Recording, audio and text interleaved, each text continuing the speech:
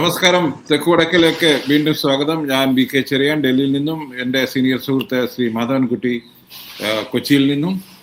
ഞങ്ങൾ ഇന്ന് സംസാരിക്കാൻ ഉദ്ദേശിക്കുന്നത് ശ്രീ വെള്ളാപ്പള്ളി നടേശൻ കേരളത്തിൻ്റെ ഒരു രാഷ്ട്രീയ നേതാവല്ല, ഒരു സാമുദായിക നേതാവാണ്. പക്ഷെ അദ്ദേഹം 2-3 ദിവസങ്ങളായി, കുറെ നാളുകളായി വാർത്താ മാധ്യമങ്ങളുടെ തലക്കെട്ടുകൾ ഇടം പിടിക്കുകയാണ്. അദ്ദേഹത്തെ ചിലർ ഉപയോഗിക്കുന്നു, അദ്ദേഹം ചിലരെ ഉപയോഗിക്കുന്നു എന്നുള്ളതൊക്കെ ഒരു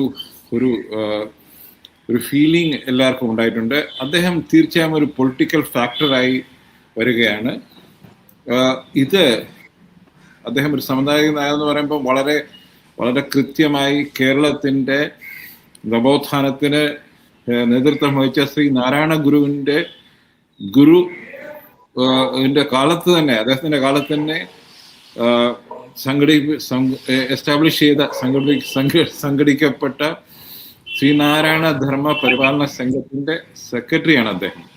അതായത് ഒരു 2-3 തലമുറയുടെ മാനസികവും സാമുദായികവും അല്ലെങ്കിൽ സാമൂഹ്യപരമായ ഉന്നമനത്തിന് ചുക്കാൻ പിടിച്ച ഒരു ഗുരുവിൻ്റെ പിൻതലമുറക്കാരനാണ് അദ്ദേഹം എന്നാണ് നമ്മളൊക്കെ കരുതിയിരുന്നത്. പക്ഷെ അദ്ദേഹത്തിൻ്റെ പ്രവർത്തനങ്ങൾ, ശ്രീ മാധവൻകുട്ടി, അദ്ദേഹത്തിൻ്റെ പ്രവർത്തനങ്ങൾ നമ്മളെ ഗുരുവിനെ ഞാനെപ്പോഴും പറയാറുണ്ട്, കേരളത്തിന് ഒരു ഗുരുവേ ഉള്ളൂ, അത് നാരായണ ഗുരുവാണ്. അദ്ദേഹമാണ് കേരളത്തെ, പരശുരാമൻ മഴുവെറിഞ്ഞാണ്. പക്ഷെ അദ്ദേഹം തൻ്റെ ഫിലോസഫി അത് ആർക്കും അവോയ്ഡ് ചെയ്യാൻ പറ്റാത്ത, ആർക്കും തലമുറകൾ ഇനി വന്നാലും മാറ്റാൻ പറ്റാത്ത ചില കാര്യങ്ങൾ കേരള സമൂഹത്തിന് നൽകിയ ശേഷമാണ് അദ്ദേഹം ഇവിടെ വാങ്ങിയത്.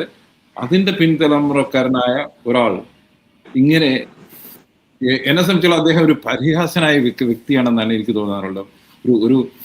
താങ്കൾ ചിലപ്പം ഒരു പൊളിറ്റിക്കൽ ജോക്കറായിട്ടാണ് എനിക്ക് തോന്നിയിട്ടുള്ളത്. താങ്കൾക്ക് എന്ത് തോന്നുന്നു ഈ ഇദ്ദേഹത്തിന്റെ ഈ ഒരു ഇടപെടലിനെ കുറിച്ച്? അദ്ദേഹം ശ്രീനാരായണ ഗുരുവിനോടും അദ്ദേഹം ഇന്നിരിക്കുന്ന ഔദ്യോഗിക കസേരയോടും ചെയ്യുന്ന ഏറ്റവും വലിയ അനീതിയും അപമാനവുമാണ് ഇപ്പൊ അദ്ദേഹം നടത്തിക്കൊണ്ടിരിക്കുന്നത്.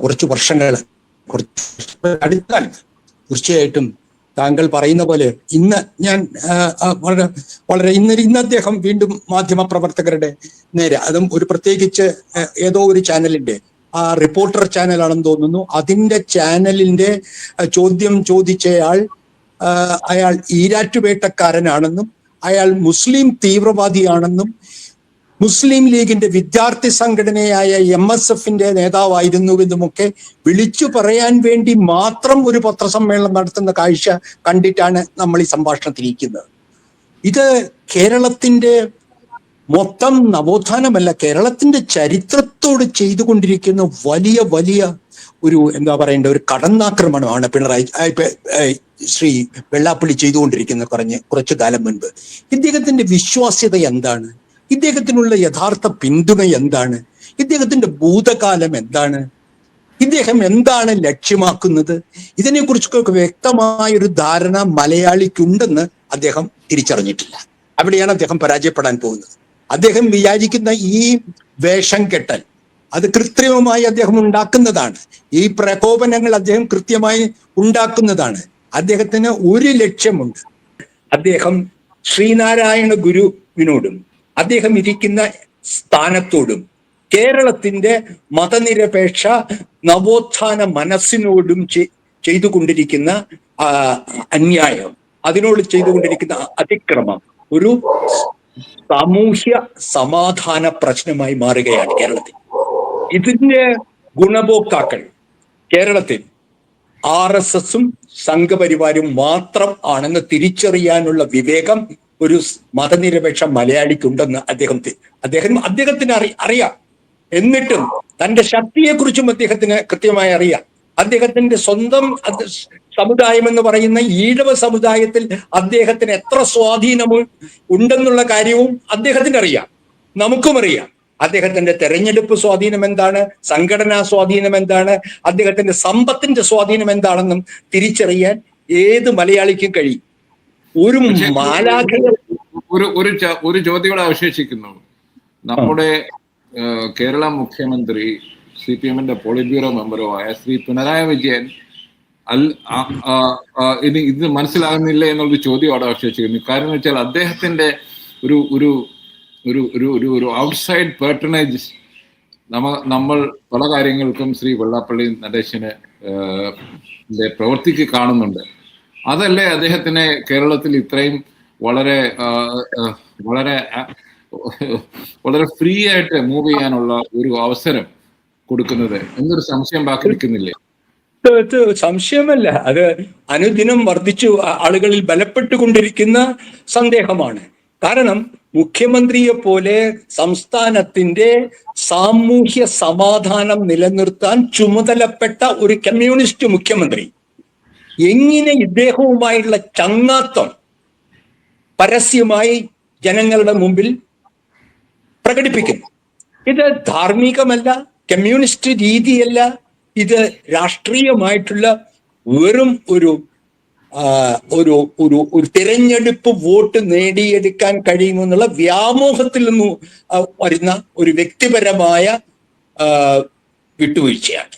ഇത് CPM-നും പിണറായി വിജയനും കേരളത്തിലെ ഇടതുപക്ഷ മതനിരപേക്ഷ പ്രസ്ഥാനങ്ങൾക്കും എല്ലാം വലിയ വില കൊടുക്കേണ്ടി വരും ഈ ചങ്ങാത്തത്തിന് എന്ന് എനിക്ക് ഉറപ്പുണ്ട്. കാരണം ഇത് പരാജയപ്പെട്ട ഒരു ചങ്ങാത്തമാണ്.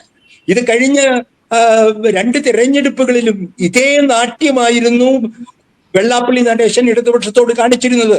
മുഖ്യമന്ത്രിയുടെ ചങ്ങാതി, ഇടതുപക്ഷത്തിന്റെ ചങ്ങാതി, UDF-ന്റെ ബദ്ധ ശത്രു. എന്നിട്ട് എന്തുണ്ടായി? അദ്ദേഹത്തിന് ആകെ കഴിഞ്ഞത് കേരളത്തിലെ ന്യൂനപക്ഷങ്ങളെ ധ്രുവീകരിക്കുവാൻ മാത്രമേ അദ്ദേഹത്തെ കൊണ്ട് രാഷ്ട്രീയമായി കഴിഞ്ഞുള്ളൂ. ആ ധ്രുവീകരണത്തില് കേരളത്തിലെ മുസ്ലിം സമുദായ ശക്തികളിൽ ഏറ്റവും മിതവാദി എന്ന് പറയാവുന്ന, ഏറ്റവും പാർലമെന്ററി രാഷ്ട്രീയത്തിൽ ഉറച്ചു നിൽക്കുന്ന, ഐക്യമുന്നണികളിൽ മാറി മാറി പങ്കെടുത്ത് ജനാധിപത്യ ബോധം തെളിയിച്ച മുസ്ലിം ലീഗിന് നേരെയാണ് അദ്ദേഹം കുന്തമുന നീട്ടുന്നത് എന്ന് വളരെ വളരെ അപകടകരമാണ്. അത് സഹായിക്കുക RSS-നെയും സംഘപരിവാറിനെയും. വീണ്ടും പല ശ്രമങ്ങൾ നടത്തിയിട്ടും കേരളത്തിൽ വേരോടാൻ കഴിയാത്ത RSS BJP കൂട്ടരെ ഇനി മുസ്ലിം ലീഗ് തീവ്രവാദ ശക്തിയാണെന്നുള്ള പ്രചരണത്തിലൂടെ ഒരു വശത്ത് CPM-ന്റെ നേതൃത്വം ജമാഅത്തെ ഇസ്ലാമിയെ മത രാഷ്ട്രവാദികളായി ചിത്രീകരിക്കുന്നു, ഇപ്പുറത്ത് CPM-നോട് മുഖ്യമന്ത്രിയുമായി തോളുരുമി നടത്തുന്ന അദ്ദേഹത്തിന്റെ വക്താവെന്ന പോലെ പെരുമാറിക്കൊണ്ടിരിക്കുന്ന വെള്ളാപ്പള്ളി നടേശൻ മുസ്ലിം ലീഗിനെ പോലെ ഇത്ര ബഹുജന അടിത്തറയുള്ള ജനാധിപത്യ പാരമ്പര്യമുള്ള ഒരു സംഘടനയെ തീവ്രവാദി, അതിന്റെ വിദ്യാർത്ഥി വിഭാഗം തീവ്രവാദികളുടെ ഒരു സംഘടനയാണോ? അതിന്റെ പ്രതിനിധി വേറൊരു ഒരു മുതലാളിത്ത അതും മരംമുറി ചാനൽ എന്നാണ് അറിയപ്പെടുന്ന ഒരു അവിശുദ്ധമായ ഏതോ മുതലാളിയുടെ ഒരു ചാനലിൽ ഇദ്ദേഹത്തെ അപഹസിക്കാൻ വേണ്ടി മാത്രം ചോദ്യങ്ങളുമായി ചെല്ലുന്ന തീവ്രവാദിയാണെന്നൊക്കെ പറയണമെങ്കിൽ, തീവ്രവാദിയാണെന്ന് ഒരാളെ പരസ്യമായി മുദ്ര കുത്തുമ്പോൾ എന്ത് അടിസ്ഥാനത്തിലാണ് നിങ്ങൾ ചെയ്യുന്നത്? എന്ത് തെളിവിന്റെ അടിസ്ഥാനത്തിലാണ് ചെയ്യുന്നത്? അതോ മാധ്യമപ്രവർത്തകൻ എന്നല്ല, ആരെയും തീവ്രവാദി എന്ന് വിളിക്കാൻ നിങ്ങളുടെ കയ്യിൽ എന്ത് തെളിവാണുള്ളത്? അദ്ദേഹത്തിനെതിരെ നിങ്ങൾ പരാതി കൊടുത്തിട്ടുണ്ടോ പോലീസിൽ? ഇത്തരത്തിലുള്ള മലയാളിയുടെ ബുദ്ധിശേഷിയെയും അയാളുടെ ഓർമ്മശക്തിയെയും വെല്ലുവിളിച്ചുകൊണ്ട് ഒരു സമുദായ സംഘടനയുടെ തലപ്പത്ത് ശരിയായോ തെറ്റായോ രീതിയിലൂടെ എത്തിച്ചേർന്ന് അതിന്റെ പേരിൽ അദ്ദേഹം നടത്തിയ സാമ്പത്തിക ഇടപാടുകളിൽ അന്വേഷണം നടന്നുകൊണ്ടിരിക്കുന്ന ഒരു വ്യക്തി ഇത്ര അഹങ്കാരത്തോടു കൂടി, പക്ഷെ ഇത് ട്രംപിന്റെ പോലെയാണ്, ഇതിൽ അല്പം അഭിനയമുണ്ട്, അത് മറക്കരുത്. ഇത് അറിഞ്ഞുകൊണ്ടാണ്, ഇതിന്റെ പ്രത്യാഘാതങ്ങൾ എന്താണെന്ന് അറിഞ്ഞുകൊണ്ടാണ് ശ്രീ വെള്ളാപ്പള്ളി ട്രംപിനെ പോലെ പെരുമാറുന്നത്. അത് മറക്കരുത്. അതാണ് നിർണായകം, അതാണ് പ്രധാനം. പക്ഷെ അദ്ദേഹം അവസാനമായി പറഞ്ഞു വെച്ച്, ഇത് താങ്കൾ പറഞ്ഞത് ഇന്നത്തെ പ്രസ് കോൺഫറൻസിലെ ഒരു മുസ്ലിം റിപ്പോർട്ടർ ആയതുകൊണ്ട് അദ്ദേഹം ടെററിസ്റ്റ് ആണെന്ന് പറയുമെന്ന് പറഞ്ഞാൽ അത് ശരിക്കും BJP-യുടെ സാധാരണ നേതാക്കൾ ഡൽഹിയിലും നോർത്ത് ഇന്ത്യയിലും പറയുന്ന അതേ വാചകമാണിത്.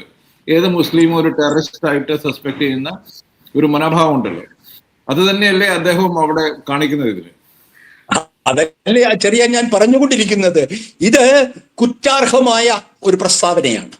ഇതിനെതിരെ നടപടി വേണ്ട പ്രസ്താവനയാണ്. മാധ്യമ പ്രവർത്തകർ എന്നുള്ള പ്രത്യേക സൗജന്യത്തിന്റെ അടിസ്ഥാനത്തിലല്ല ഒരാളെയും നിങ്ങൾക്ക് തീവ്രവാദി എന്ന് വിളിക്കാൻ കഴിയുമോ?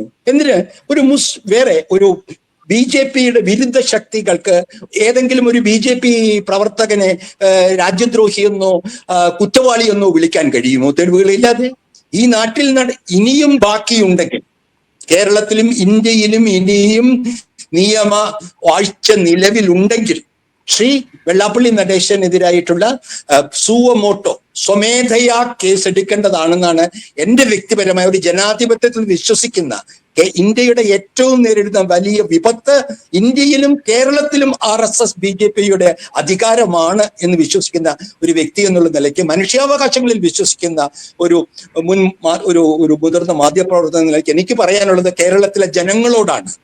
ഇത് അദ്ദേഹത്തിന്റെ നിരവധി സാമ്പത്തിക കുറ്റങ്ങൾ അന്വേഷിക്കുന്നുണ്ട്. ഉടനടി അദ്ദേഹത്തിനെതിരായി ഈ സാമൂഹ്യ സമാധാനം ലംഘിക്കുന്നതിനുള്ള പ്രസ്താവന നടത്തിയതിന് അദ്ദേഹത്തിനെതിരെ പോലീസ് നടപടി എടുക്കണം. അങ്ങനെയാണ് ഒരുപക്ഷെ പിണറായി വിജയൻ സഖാവിന് ഈ കുട്ടിയിൽ നിന്ന് എന്താണ് അതിന്റെ കാരണമെന്ന് എനിക്ക് അറിഞ്ഞുകൂടാ. അദ്ദേഹം എന്താണ് ഈ ബന്ധത്തിന്റെ ഒരിക്കലും തള്ളിപ്പറയാൻ കഴിയാത്ത ഒക്കച്ചങ്ങാത്തം മലബാർ ഭാഷയിൽ, ഇതിന്റെ പുറകിൽ രാഷ്ട്രീയമില്ലെങ്കിൽ വ്യക്തിപരമായ എന്താണ് പിന്നെ?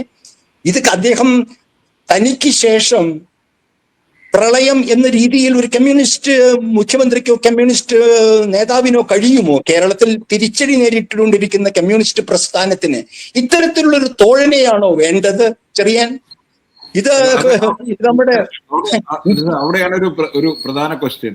അതായത് നമ്മൾക്കൊക്കെ അറിയാം, CPM-ന്റെ ഏറ്റവും വലിയ സമുദായപരമായി നോക്കുവാണെങ്കിൽ ഏറ്റവും വലിയ സമുദായ അംഗങ്ങൾ ഈഴവ സമുദായത്തിൽ നിന്നാണ് എന്ന് നമുക്കൊക്കെ അറിയാം. പ്രത്യേകിച്ച് തിരുവിതാംകൂർ കൊച്ചി ഭാഗത്ത് ഈ ഒരു സമുദായത്തെ കൂടെ നിർത്താൻ ഇങ്ങനെ ഒരാളെ കൂട്ടുപിടിച്ചാൽ തെരഞ്ഞെടുപ്പിൽ പ്രയോജനം ഉണ്ടാകും എന്ന് ധരിക്കുന്ന ഒരാളാണോ നമ്മുടെ മുഖ്യമന്ത്രി? ഞാൻ വിചാരിക്കുന്നത് അദ്ദേഹം വളരെ തന്ത്രജ്ഞനും, തെരഞ്ഞെടുപ്പ് BJPയുടെ തെരഞ്ഞെടുപ്പ് മെഷീൻ പോലെ ഒരു മെഷീനറി കേരളത്തിൽ ഉണ്ടാക്കി ഇതുവരെ ജയിച്ചു, 2ാം പ്രാവശ്യം ജയിച്ചു വന്നു. അപ്പൊ അങ്ങനെ ഈ മുല്ലാപ്പള്ളിയെ പോലെ ഒരാൾ പറഞ്ഞാൽ ഈഴവ സമുദായം മൊത്തം തന്റെ കൂടെ നിൽക്കും എന്ന് ധരിക്കുന്ന ഒരു സ്ട്രാറ്റജിസ്റ്റ് ആണോ മുഖ്യമന്ത്രി? എനിക്ക് തോന്നുന്നില്ല. അദ്ദേഹത്തിന്റെ പ്രവർത്തനങ്ങൾ കാണുമ്പോൾ അത് തോന്നുന്നില്ല. അല്ല, പിന്നെ എന്തായിരിക്കണം? എല്ലാവർക്കും അറിയുന്ന കാര്യമാണ് താങ്കൾ പറയുന്നത്. ചരിത്രം, തെരഞ്ഞെടുപ്പ് ബലത്തിന്റെ ചരിത്രം നിങ്ങളോട് പറയുന്നതാണ്. അദ്ദേഹം ആരെയെല്ലാം തോൽപ്പിക്കാൻ ശ്രമിച്ചോ അവരെല്ലാം വിജയിച്ച തെരഞ്ഞെടുപ്പ് ചരിത്രമാണ് കേരളത്തിലുള്ളത്. ഞാൻ ഒരു കാര്യം കൂടി പറയാം. ഏറ്റവും ഒടുവിൽ നടന്ന ഈ പ്രാദേശിക തെരഞ്ഞെടുപ്പിൽ എന്താണ് സംഭവിച്ചത്? കൊല്ലത്ത് എന്താണ് സംഭവിച്ചത്? കൊല്ലത്ത് ചെറിയാൻ SNDPയുടെ കേന്ദ്രമായ കൊല്ലത്ത് ഇദ്ദേഹത്തിന്റെ സൗഹൃദം എന്ത് ഗുണമാണ് ഇടതുപക്ഷത്തിന് ഉണ്ടാക്കി കൊടുത്തത്? നഗരത്തിൽ ഉണ്ടാക്കിയത്, കായംകുളത്ത് എന്താണ് ഉണ്ടാക്കിയത്? എന്തിന്? ഓരോന്ന് അപൂർവം സ്ഥലങ്ങളിൽ മാത്രം, എനിക്ക് തോന്നുന്നു കുട്ടനാടിലെ ഏതോ പ്രദേശങ്ങളിൽ മാത്രം. നിങ്ങൾ കൊല്ലം, ആലപ്പുഴ ജില്ല എടുത്താൽ ആലപ്പുഴ ജില്ലയിലെ 1-2 പഞ്ചായത്തുകളിൽ SNDP സ്ഥാനാർത്ഥികൾ നിർത്തി ജയിച്ചതിനപ്പുറം ഈഴവ സമുദായത്തിന്റെ വോട്ട് കൊണ്ടുവരുവാൻ ഈ പറയുന്ന വെള്ളാപ്പള്ളിക്ക് ഈ കഴിഞ്ഞ തെരഞ്ഞെടുപ്പിൽ കഴിഞ്ഞില്ല എന്ന വസ്തുത, എന്ന യാഥാർത്ഥ്യം കമ്മ്യൂണിസ്റ്റുകാർ അറിയുന്നില്ലേ? പാർട്ടി സഖാക്കൾ അറിയുന്നില്ലേ? പ്രാദേശിക നേതൃത്വം അറിയുന്നില്ലേ? എന്നിട്ടും പാർട്ടിയുടെ മുഖ്യമന്ത്രി ഇദ്ദേഹത്തിന് പച്ചക്കൊടി കാണിക്കുമ്പോൾ എന്താണ് മനസ്സിലാക്കേണ്ടത്? എനിക്ക് ശേഷം പ്രളയം എന്ന സങ്കല്പത്തിലാണോ ഈ പാർട്ടിയും ഈ സർക്കാരും മുന്നോട്ട് പോകുന്നത്? എത്രയോ രക്തസാക്ഷികൾ, എത്രയോ സമരങ്ങൾ, എത്രയോ സഹനങ്ങൾ കഴിഞ്ഞ് ജനങ്ങൾ നേടിയെടുത്തതാണ് കേരളത്തിലെ കമ്മ്യൂണിസ്റ്റ് പാർട്ടിയുടെ അടിത്തറയും അതിന്റെ അധികാര പ്രവേശവുമെല്ലാം. അതെല്ലാം ഒരു വ്യക്തിയുടെ, അതും ഒരു വഷളൻ വ്യക്തിയുടെ, സ്വന്തം സമുദായത്തിൽ പോലും പൂർണ്ണ പിന്തുണയില്ലാത്ത ഒരു വ്യക്തിയുടെ 5 കൊല്ലം മുമ്പ് കാവിക്കൊടി പിടിച്ചുകൊണ്ട് കേരളത്തിൽ RSSന്റെ പ്രചരണം നടത്തിയ വെള്ളാപ്പള്ളി നടേശന്റെ എന്തായിരുന്നു ഞാനന്ന് മാധ്യമപ്രവർത്തനം നടത്തുന്നയാളാണ്, ദേശാഭിമാനിയിൽ നിന്ന് മാധ്യമപ്രവർത്തനം നടത്തുന്ന ആളാണ്. എന്തായിരുന്നു അദ്ദേഹത്തിന്റെ ആ യാത്ര, ആ കാവി യാത്ര? എന്തെല്ലാം അശ്ലീലങ്ങളാണ് അദ്ദേഹം പറഞ്ഞുകൂട്ടിയത്. എന്തിന്? കേരളത്തിലെ തൊഗാഡിയ എന്ന് പറഞ്ഞത് മറ്റാരുമല്ലല്ലോ, സഖാവ് പിണറായി വിജയൻ തന്നെയല്ലേ. അദ്ദേഹം അല്ലാതായോ? തൊഗാഡിയ പുറത്തുപോയി, അതിനു പകരം തീവ്രവാദികൾ ഭരിക്കുന്നു. അദ്ദേഹത്തിന് എന്ത് പേരിട്ടാണ് ഒരു യഥാർത്ഥ മതനിരപേക്ഷവാദി വിളിക്കുക? ഇത് വളരെ വളരെ വളരെ കേരളത്തിന്റെ സാമൂഹ്യ ചരിത്രത്തിൽ വളരെ വളരെ നിർണായകമായ സന്ദർഭമാണ് ഇത്. ഈ നിർണായക സന്ദർഭത്തിൽ സഖാവ് പിണറായി വിജയൻ കേരളത്തിന്റെയും രാജ്യത്തിന്റെയും അദ്ദേഹത്തിന്റെ സ്വന്തം പാർട്ടിയുടെയും പ്രസ്ഥാനത്തിന്റെയും രക്ഷയ്ക്കെത്തി ഈ വിഴുപ്പ് അതിവേഗം എടുത്തു മാറ്റി കേരളത്തെ രക്ഷിക്കണമെന്നാണ് എനിക്ക് അഭ്യർത്ഥിക്കുവാനുള്ളത്. അല്ല, അങ്ങനെ ഞാൻ സമയം അതിർക്കുന്നത് കൊണ്ട് അങ്ങനെ സംഭവിക്കട്ടെ. അങ്ങനെ സംഭവിക്കത്തില്ല എന്ന് നമുക്കൊക്കെ അറിയാം. പക്ഷെ നമ്മൾ അങ്ങനെ ആശിച്ചു പോവുകയാണ്. അതായത് കേരളത്തിന്റെ താങ്കൾ പറഞ്ഞ നിരപേക്ഷത നിലനിൽക്കണമെന്നുണ്ടെങ്കിൽ ഇങ്ങനെയുള്ള വിഴുപ്പുകളെ ചുമക്കുന്ന ഒരു രാഷ്ട്രവും ഒരു രാഷ്ട്രീയ പാർട്ടിയും ചുമക്കാൻ പാടില്ല എന്നാണ് എനിക്കും പറയാനുള്ളത്. നന്ദി, നമസ്കാരം. വേറെ വിഷയമായി ഞങ്ങൾ മറ്റൊരു ലക്കത്തിൽ നിങ്ങളുടെ അടുത്ത് എത്തുന്നതാണ്.